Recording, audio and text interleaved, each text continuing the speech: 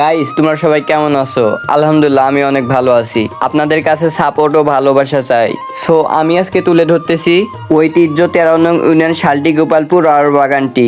So ভিডিওটা skip না করে ফুল ভিডিওটা দেখার অনুরোধ করা হলো। তো বন্ধুরা, মনে পড়ে কি আমাদের হারানো যাওয়ানো রাবার বাগানটি? তো মনে পড়বে না কেন? এখান থেকেই তো আমাদের দেখানো শুরু, তাই না? তো আমরা হওয়ার পর থেকে সো গাইস, আমরা এই রাবার বাগানটা দেখতেছিলাম। তো হঠাৎ করে একদিন কিছু একটা হওয়ার পর মানে এমন এমন সুন্দর একটা বাগানটি কেটে ফেলানো হলো। কি আর বলবো, বলার ভাষা নেই। আমাদের ওখান থেকেই বিকেলের সময়টা যেত, তো অনেক হাওয়া বাতাস খাইতাম, অনেক ভালো লাগতো। সো এখানে আসলেই মনে হয় যে এখানে একটা বাগান ছিল।